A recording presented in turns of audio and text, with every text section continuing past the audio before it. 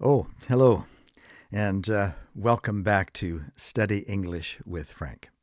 And I know I'm the one that has been gone for the last 6 months. You have probably still continued to come to this channel, and I hope that you've been able to use this time that I've been away to take a look at all of the other videos that we have posted over the last year or so. There's about 80 lessons now on our channel that you can go back to and find and learn from. And I hope that you've used your time well and that you've learned a lot of English. And today we're going to continue our study on the internet and ways to get it on the internet. And I have on my table a lot of ways that you can use to get on the internet. And when you talk about these things collectively, you can use the term devices. What device do you use to get on the internet? There's many different ways that you can jump on the internet that we talked about last time. You know, here's a smartphone, for example, and I can get my emails, I can watch videos on my smartphone. And I know that in many languages that you might be coming from as you watch our videos here, some of these terms, because they're recent terms, may have been adopted by your own particular language. But just in case, if some of you aren't aware of some of these terms, let's learn the English term for some of these devices. Now, this is a phone, but because I can use it for more than a phone, in fact, I hardly ever use this as a phone.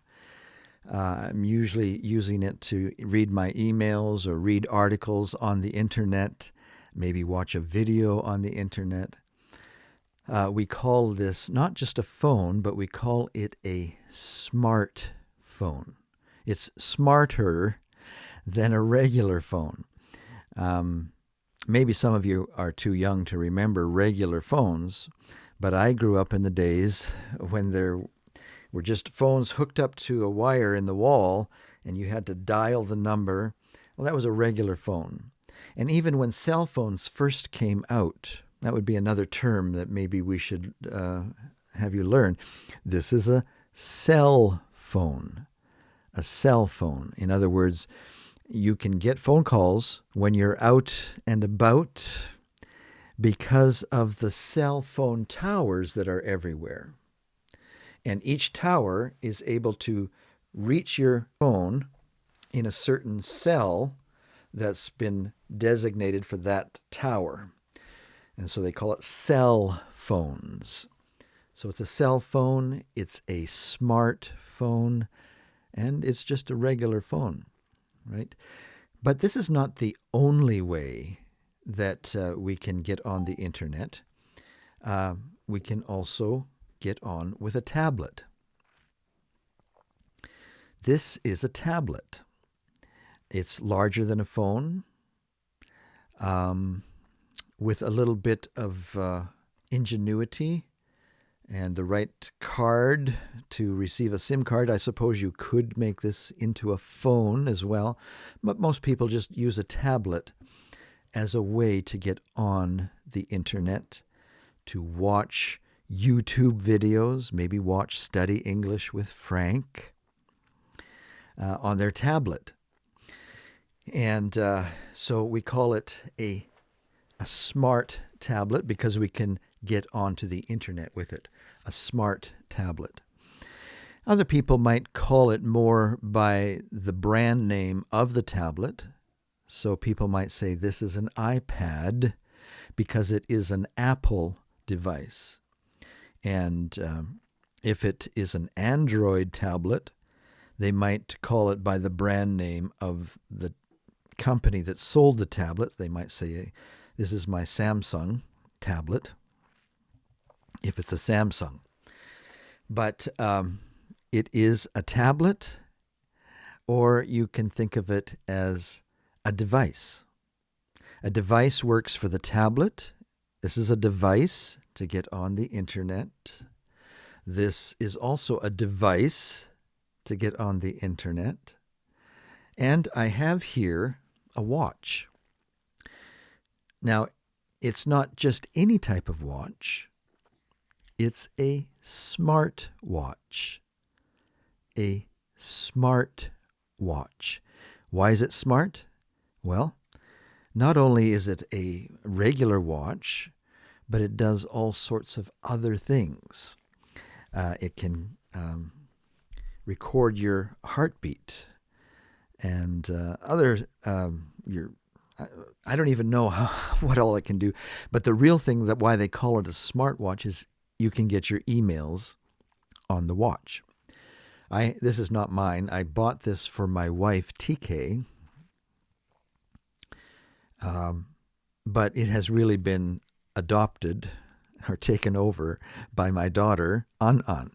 She's the one that is using this all the time now. I had to borrow it from her to show you a smartwatch. Well, you've probably seen these before, but the English term for it is a smart watch, and it's smart because it does a lot more than just tell the time, including being able to access the internet. All right, what else do we have that can access the internet? Well, you probably know this term in your language as well. It's a laptop computer, and we can use this laptop computer if you have a Wi-Fi connection to it to get on the internet. And that's important for all of these devices. We wouldn't be able to get on the internet with the phone to get our emails unless it is in the proximity, it's close by, a Wi-Fi signal. And you have to know the password even to get onto that Wi-Fi signal. But because we have Wi-Fi coming to our house here, all of our devices have already been connected to the Wi-Fi, and it remembers the connection. And so whenever our devices are inside the house, they're automatically connecting to the internet. So I can take my laptop and open it up and be instantly on the internet. And I can use this as a device to access the internet. But in addition to being called a device, it's also a laptop computer. When I first started working with computers, the only computers that were available were big desktop computers. But I think it was maybe 1991 or 92. No. I remember now, 94, that I got my first laptop. And it was just an amazing thing to be able to have a device that I could carry around with me and be able to type and take notes. And I was a student at the time, and so I could take it to class and take notes on my laptop computer. It was just an amazing thing. But now these days, students are more likely to leave this at home or in their dorm room because it's so heavy, they say, and just take their tablet, and you can get a little keyboard that attaches to the tablet, have it upstairs, and be able to just bring this right out of their backpack and take notes from their lecture at their school on their tablet device. So there's many uses for this device, not just getting on the internet, but also being able to use it in many ways. Taking notes, watching TV. In fact, that's another smart device that you might have in your home. TVs are now, when you buy a brand new TV, I don't know if they call it this in your country, but in Canada, we call them smart TVs. Why are they smart TVs? They can get on the internet. I can watch YouTube videos on my smart TV. I can access the internet. I can access YouTube and watch Study English with Frank or Study English with TK, and all of the other channels on YouTube right on my TV that we have in our bedroom. And so that's really nice, a smart TV. In fact, these days, because the TVs are smart, a lot of people are what they call cutting the cable. Have you heard of this phrase in your country? Your friend might say, you know what? I've decided to cut the cable. And what they're saying is they are getting rid of their cable vision. For many, many years, people have been able to access hundreds of channels on their TV because of cable that is delivered to their house, and they just have to pay a monthly fee of about $70, $80, at least in Canada, sometimes more, depending on what you access. And then they can watch hundreds of channels, cable TV.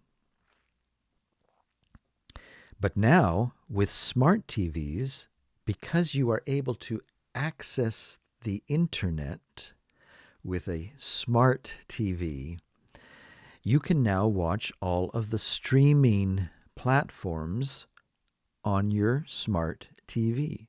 Have you heard of this word? Streaming platforms.